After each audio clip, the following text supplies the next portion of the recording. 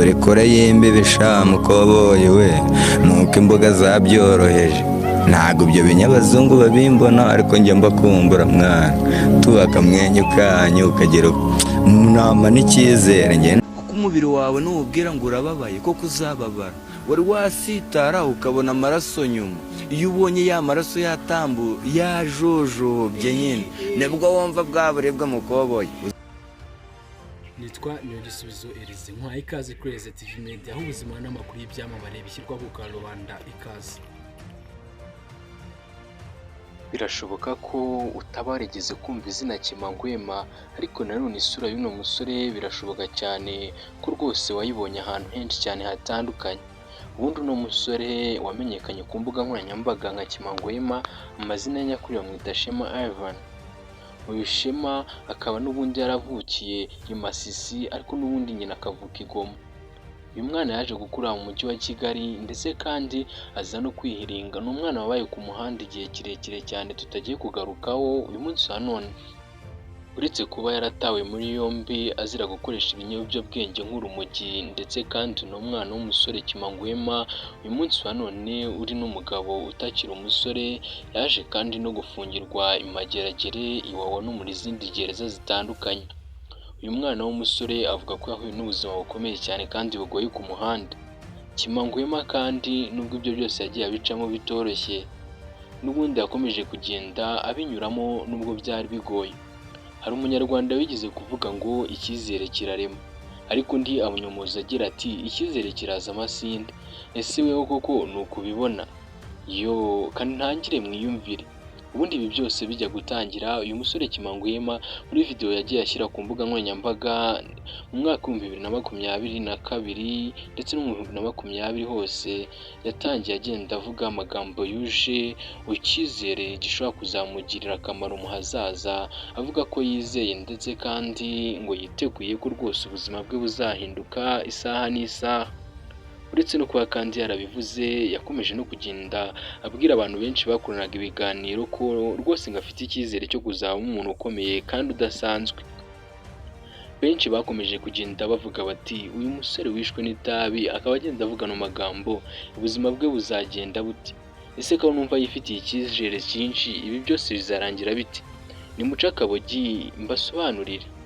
Uyu musore Kimangwema yakomeje kugenda asaba abantu batandukanye ubufasha, gusa nabo nk'aho bamufashije baticwe. Kimangwema avuga ko ngo Ishkevin buriya ari we muntu wamwigishije, ndetse kandi ngo akamenya kwandika no gusoma abikesha Ishkevin. Uyu musore Kimangwema wahoranye icyizere kidasanzwe no kwizera ko ubuzima bwe buzahinduka, ariko kandi n'ubundi nta hantu na hamwe yatekerezaga ko ubuzima bwe bwahindukira.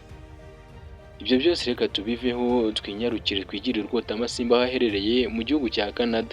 Wabaye hate? Ni muntu ki? Ameze ate? Yageze yate?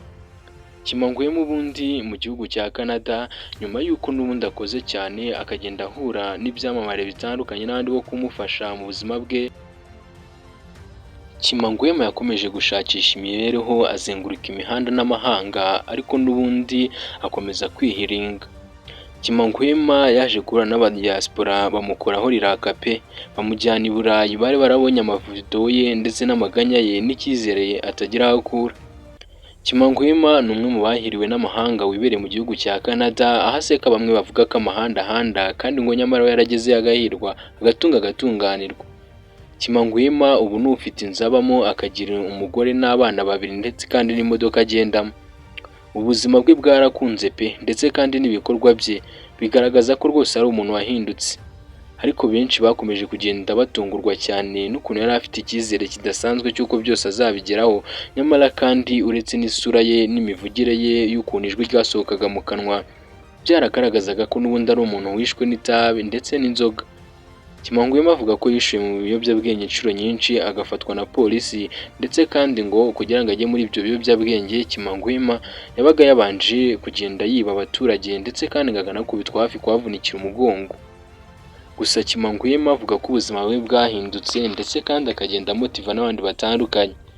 Uretse no kuba agenda avuga ko icyizere kirema, Kimangwema n'uherutse kwandika ku mbuga ze za Instagram na TikTok, ashyiraho ifoto ari kumwe n'abahungu be 2 agira ati ubuzima bwanjye bwarahindutse, ubu ndi Kimangwema wibereye Canada, ndetse kandi nkaba mfite umugore n'abana babiri, ubu mfite inshingano. Ubuzima bwanjye ntacyo nabushinja pe, ni ubuzima budafite icyo bubuze n'icyo bubaye. Mbaye mu buzima nishimiye kandi nahoze nifuza kuva mbere hose. Icyizere kiranuma byo sinabigarukaho inshuro nyinshi kuko namwe mwarabyiboneye. Mu mwaka wa 2020 nazengurukaga ku muhanda wa Kigali nka bimwe abanyarwanda bita roho mbi, ariko uyu munsi wa none ndi gukatakata mu mihanda ya Canada nk'umwe mu bajene bahiriwe n'ubuzima cyangwa se bavukiye mu ngagari, kandi nyamara ubuzima bwanjye bwari bugoye cyane ku rwego rwo hejuru. Nyuma y'uko amajwi ya Kimangwema yamamaye ku mbuga nkoranyambaga ndetse n'amavidewo ye na Kimangwema byamugezeho, ndetse kandi benshi batangira no kuvuga kuri Kimangwema ndetse n'ibyo bamuvugagaho birabahira. Video zabo zirebwa n'abantu benshi, ibiganiro biracicikana, ndetse kandi rwose yongera kugaruka mu matwi y'abanyarwanda bamwe batari baranamusobanukiwe abandi ntibamwumve, ndetse kandi na benshi batari bazi inkomoko ye bamubonye gutyo gusa yitura ku mbuga nkoranyambaga mu mwaka wa 2025-2026, nyamara ntawe uzi uko yatangiye, batazi ko yahereye mu mwaka w'ibihumbi 2020.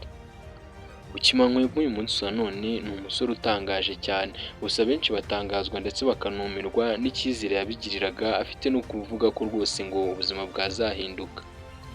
Uyu musore n'ubundi Kimangwema ni umwe mu basore bateye intambwe, abasore beza cyane ndetse kandi bafite n'aho bavuye ndetse bakanagira n'aho bagera. Kimangwema uretse no kugenda asebywa n'abantu benshi, bakomezaga kugenda bamusebya mu bwana bwe bavuga ko yishwe n'itabi n'ibiyobyabwenge, ndetse kandi ngo hari n'abaratinyukaga kumubwira ngo n'abataratinyaga kumubwira ngo rwose uyu musore azaba imbwa.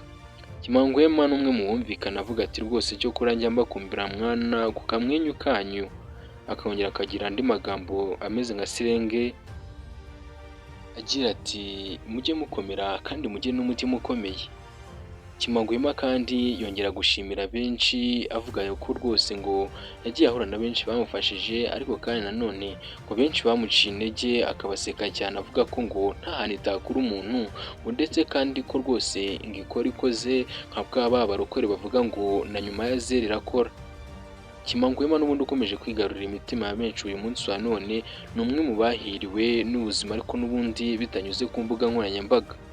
Amagambo ya Kimangwema n'ibindi byose bigenda bifasha abantu benshi, ndetse kandi hari benshi byahinduriye n'ubuzima, bemeza ko rwose ngo byishimiye Kimangwema, ndetse hari n'ubuzima yabahinduriye, amagambo ye na video ze bikaba byarabafashije.